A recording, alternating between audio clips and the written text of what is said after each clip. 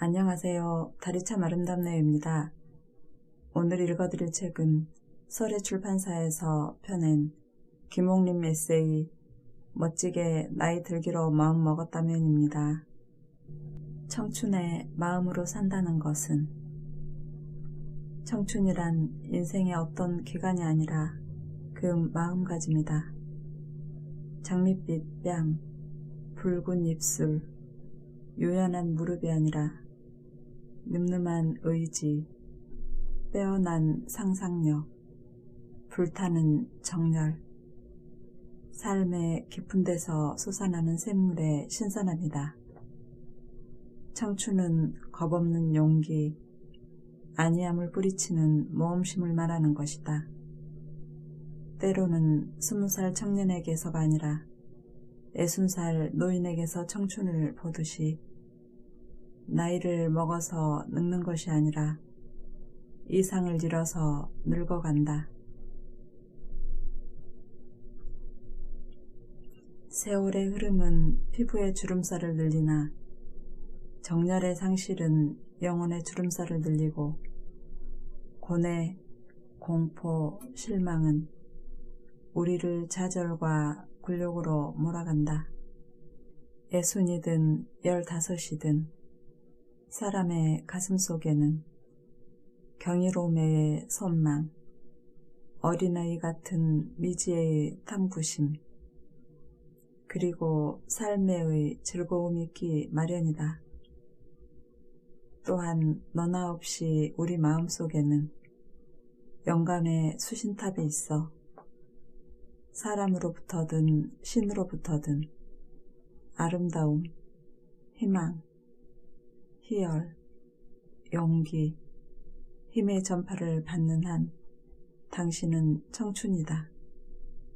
그러나 영감은 끊어지고 마음속에 싸늘한 냉소의 눈은 내리고 비탄의 얼음이 덮여올 때 20의 한창 나이에도 늙어버리나 영감의 안테나를 더 높이 세우고 희망의 전파를 끊임없이 잡는 한 80의 노인도 청춘으로 죽을 수 있다.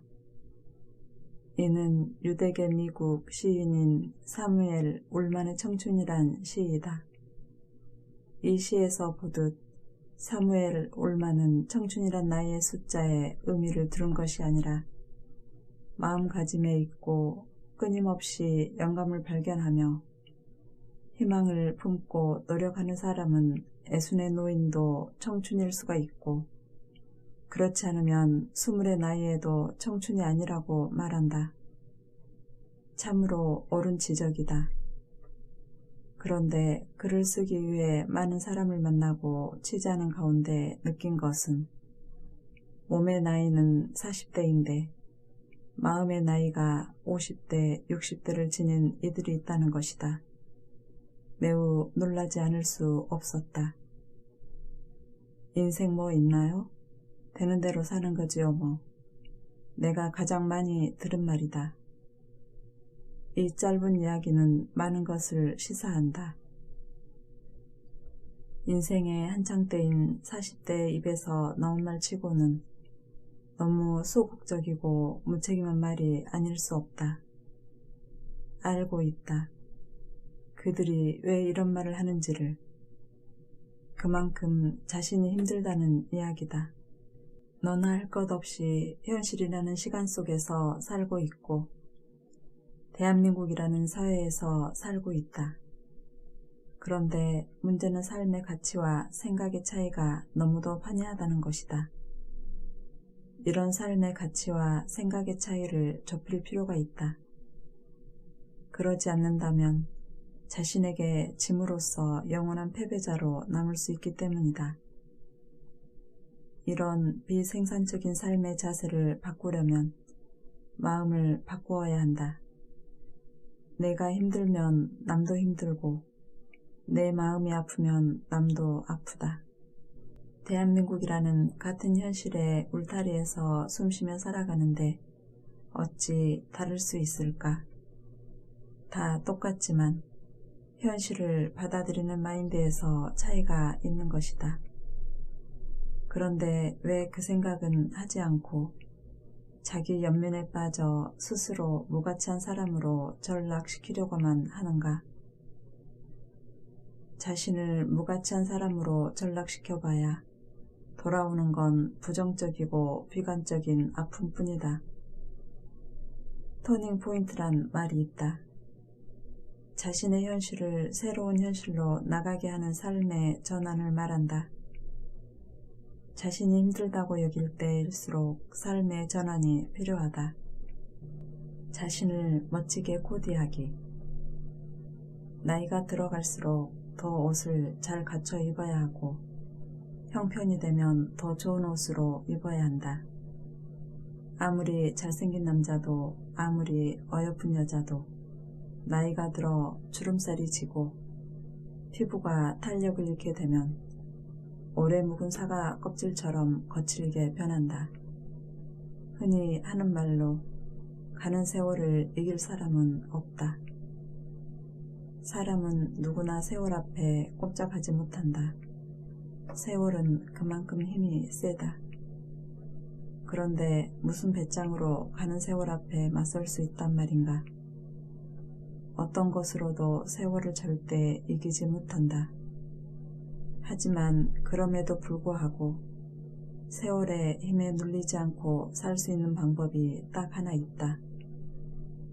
그것은 자신을 멋지게 가꾸고 사는 것이다. 즉, 나이가 들어갈수록 멋지고 우아하게 살아야 한다는 말이다. 그런데 대개 사람들은 이와 반대이다. 젊었을 땐 멋지게 살고 싶어 화장품도 이것저것 갖춰놓고 옷도 잘 갖춰 입던 여자들도 나이가 들면 언제 그랬냐는 듯이 변하고 만다. 집에서 입던 옷 그대로 동네 슈퍼며 이웃에 있는 마트며 어디든 씩씩하게 종횡무진 누비고 다닌다.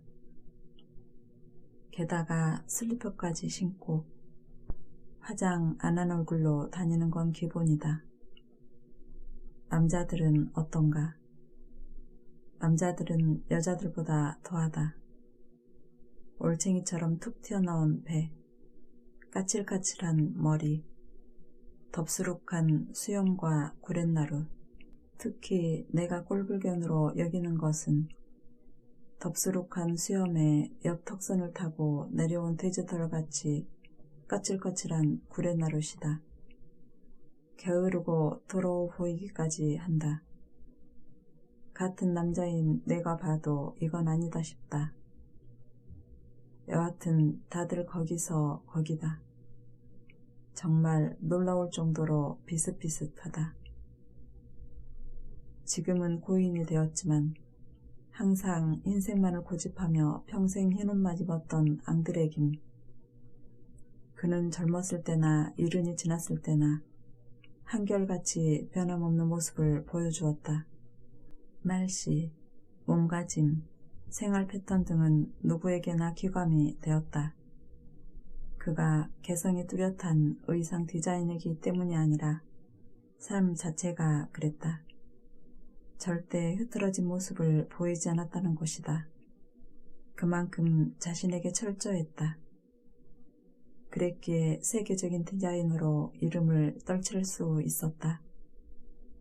이에 대해 혹자는 이렇게 말할지도 모른다. 그는 특수한 직업을 가졌으니까 그런 거 아닌가요? 물론 그렇게 생각할 수도 있다. 하지만 그건 그에 대한 아주 우스꽝스러운 말에 불과할 뿐이다. 생각해보라. 어떻게 평생을 그렇게 할 수 있는지를. 그건 삶 자체가 몸에 배지 않으면 절대로 할 수 없는 일이다. 이를 단적으로 증명하는 것은 그와 비슷한 연배 중 누구도 그와 같이 멋지게 자신을 코디하며 사는 사람을 본 적이 없다는 것이다. 내가 아는 어떤 여성은 자기 관리에 참 철저하다. 보통의 수수한 애모지만 언제나 스스로 관리하여 자신을 돋보이게 하는 재주가 비상하다. 그렇다고 해서 남보다 비싼 옷을 입는 것도 아니고 더 좋은 화장품을 쓰는 것도 아니다. 그녀는 같은 옷, 같은 화장품으로도 자신을 새롭게 보이게 하는 감각이 뛰어나다. 색깔에 대한 감각이 남보다 좋을 수 있지만 그것보다는 잡지며 신문이며 무엇이든 자신을 세련되게 할 수 있는 정보는 다 수집한다고 한다. 몇 벌의 옷으로도 그때그때 변화를 주니 늘 새롭게 보인다. 늘 새로운 변화를 추구하다 보니 아주 감각적이고 세련미 넘치는 여자가 되는 것이다. 예뻐지는 것도 다 노력에 의해서이다. 이번엔 이와 반대되는 경우를 보자. 지인 중 C가 있다. 그는 탤런트 이상으로 외모가 뛰어나다. 내가 그를 처음 본 게 25살 때였으니 36년이나 지났다. 그를 처음 보았을 때 백인의 피가 흐르는 혼혈인 줄 알았다. 이목구비가 뚜렷한 데다 무엇보다도 크고 쌍꺼풀 진 눈이 매우 매력적이었다. 잘생긴 서양 남자보다도 더 잘생긴 외모였다. 그런데 2년 전, 즉 34년의 세월이 지나고 그를 만났을 때 나는 깜짝 놀라고 말았다. 예전의 모습은 어디로 가고 배불뚝에다 얼굴에 주름살이 자글자글했다. 워낙 잘생긴 외모여서 그런지 이목구비 윤곽과 크고 깊은 눈은 여전했지만 가꾸지 않은 그의 모습은 옛날에 그 모습을 완전히 뒤바꿔 놓았다.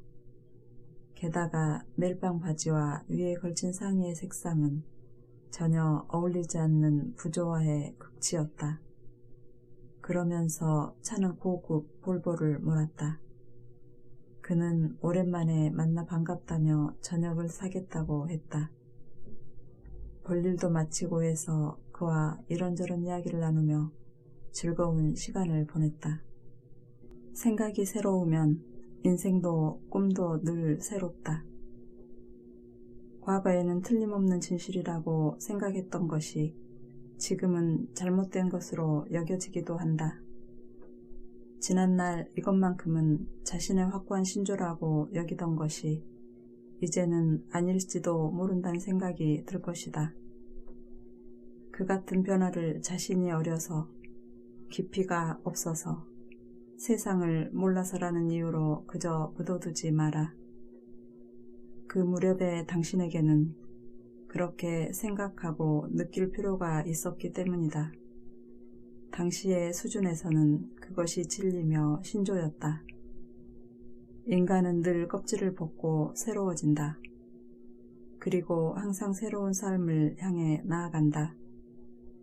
그렇게 과거에는 필요했던 것이 지금은 필요치 않게 되어버린 것에 불과하다. 그러므로 자신을 비판하는 것, 타인의 비판에 귀 기울이는 것은 자신의 껍질을 벗는 것과 다름없다. 한층 새로운 자신이 되기 위한 탈바꿈인 것이다. 독일의 철학자 프리드리 니체의 말이다. 새로움이란 무엇인가? 사람은 누구나 새로움이라는 명제에 대해 어떻게 생각하고 대처해야 하는지를 생각해 볼 필요가 있다. 더구나 시시각각 변화하는 현대에서 뒤처지지 않고 살아가려면 더더욱 새로움에 대해 생각하고 자신을 그것에 맞출 줄 알아야 한다. 니체는 그러기 위해서는 자신을 스스로 비판하고 타인의 비판에 귀 기울이라고 말한다. 왜냐하면 그것이야말로 자신의 껍질인 묵은 생각을 벗어버리는 것이므로 그렇게 함으로써 새로운 자신이 된다는 것이다. 아주 적절한 지적이 아닐 수 없다. 늘 보는 눈을 가져라. 보는 눈이 밝지 않고서는 높은 진리를 발견할 수 없다.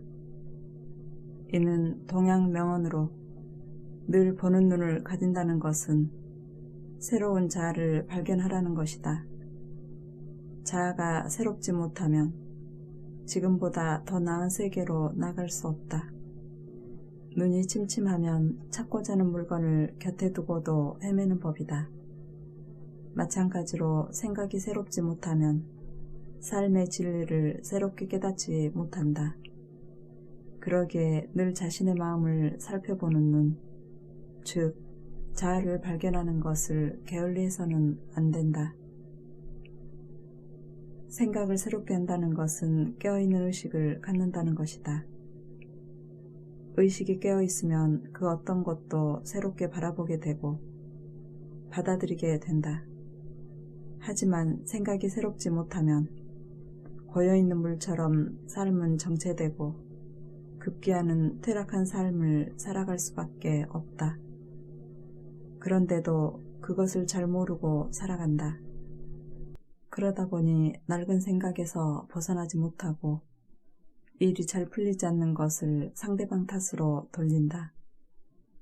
부모 탓, 사회 탓, 남편 탓, 아내 탓, 자식 탓, 직장 상사 탓, 부하 직원 탓, 모든 것을 남의 탓으로 돌리며 불평불만을 일삼는다. 이래서야 어떻게 급물살처럼 변하는 삶을 쫓아갈 수 있을까? 모든 것의 원인은 자신에게 있다. 그런데도 자신의 무능을 감추기 위해 상대방을 탓하고 사회를 탓할 것인가? 이런 40대라면 하루라도 빨리 자기 모순에서 벗어나야 한다. 그러지 않으면 이를 가는 이리와 같이 슬피 울음우는 결과에 봉착할지도 모른다.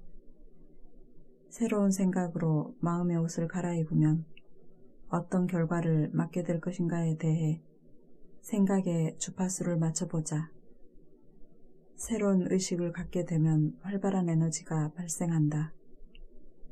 그래서 잠시도 가만히 앉아있지 못하게 된다.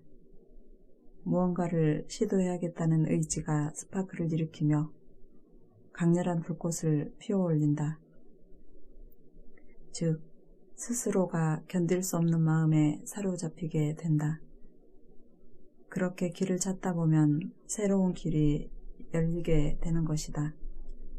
세계적인 아이스크림 베스킨 라빈스의 창업자 어바인 라벤스. 그가 아이스크림의 대명사가 된 것은 1945년 제2차 세계대전이 끝나고 나서였다. 그때 그는 육군에서 막 제대를 했었다. 그 당시 아이스크림만 파는 가게는 그 누구도 상상하지 못했는데 그는 미국 캘리포니아 글렌데일에서 스노보드라는 이름의 아이스크림 가게를 냈다. 라빈스는 매부와 동업을 하며 31가지 맛을 내는 아이스크림 개발에 열정을 쏟아부었다. 그의 피나는 노력은 그가 생각하는 대로 놀라운 결과를 가져다 주었다. 그의 톡톡 튀는 새로운 아이디어는 그에게 부와 명성을 안겨주었던 것이다. 그는 성공을 거두자 미국을 벗어나 전 세계에 자신의 아이스크림 매장을 두겠다는 새로운 생각을 하기에 이른다. 그리고 마침내 자신의 꿈을 심기 시작했다. 그 결과 30여 개 나라에 5,800개가 넘는 매장을 거느린 아이스크림 거부가 되었다. 어바인 라빈스는 훗날 이에 대해 자신은 정신나간 일을 벌이고 싶었다고 말했다. 이는 남과 똑같이 하지 않고 개성있게 운영을 하고 싶었다는 말이다. 그는 앞서서 생각하고 머릿속에 세밀한 그림을 그리고 그것을 토대로 꾸준히 성공의 의지를 키워나갔다. 즉, 자신의 상상력을 적극적으로 활용했던 것이다. 새로워지려는 생각과 시도는 새로운 일을 해나가는 데 있어 가장 좋은 성공 조건이다. 이에 대해 미국의 작가 로버트 클리어는 이렇게 말했다. 성공을 거둔 세상의 위대한 이들은 자신의 상상력을 활용한다. 그들은 앞서서 생각하고 머릿속에 세밀한 그림을 그리고 그것을 토대로 꾸준히 성공을 쌓아나간다. 참으로 적확한 지적이 아닐 수 없다. 내가 아는 어떤 이가 음식점을 개업하였다. 그가 선택한 것은 삼겹살만 파는 식당이었다. 처음 하는 사람이 더 쉽게 접근할 수 있는 체인점이 있었지만 그는 자신만의 메뉴를 개발하였다. 남과 똑같은 것을 거부한 것이다. 그는 자신만의 비법을 찾기 위해 1년 넘게 삼겹살로 소문난 음식점에 취직하여 하나씩 익혀나가면서 성실과 끈기로 자신이 생각했던 것을 체득할 수 있었다. 그리고 그는 집에서 자신만의 양념 개발에 몰입하였다. 수없이 많은 시행착오 끝에 드디어 자신만의 메뉴 개발에 성공했고 대학생들을 상대로 박리담회의 전략을 택했다. 3개월이 지나면서 소문이 나기 시작했다. 가게는 연일 사람들로 들끓었다. 가게를 연 지 1년 만에 자신의 가게 이름을 딴 2호점을 열었다. 그리고 3호점까지 내는 선곡적인 결과를 이끌어냈다. 그만의 새로운 생각은 그에게 새로운 길을 활짝 열어주었던 것이다. 성공한 사람은 더욱더 성공하는 경향이 있다. 항상 성공을 생각하기 때문이다.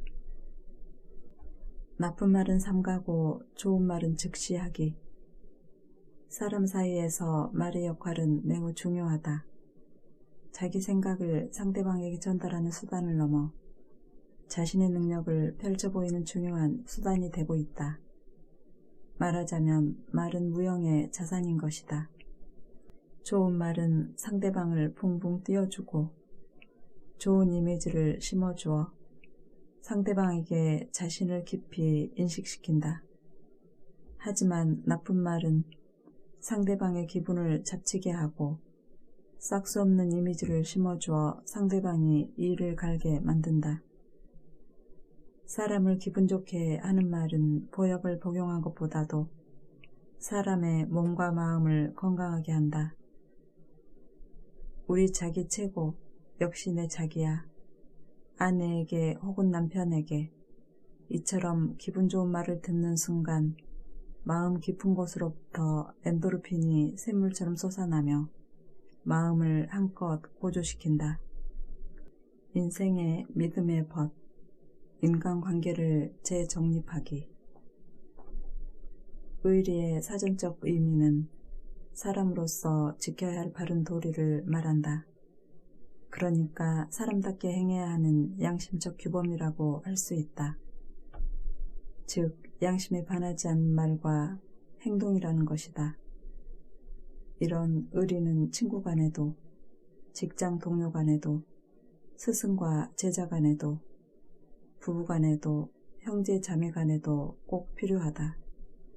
의리를 잘 지켜 행하면 사람과 사람 사이가 물 흐르듯 원만하여 아름답고 행복하게 살아갈 수 있지만 의리를 지키지 않으면 사람과 사람 사이가 막히게 되어 서로를 불신하고 원성을 사게 된다.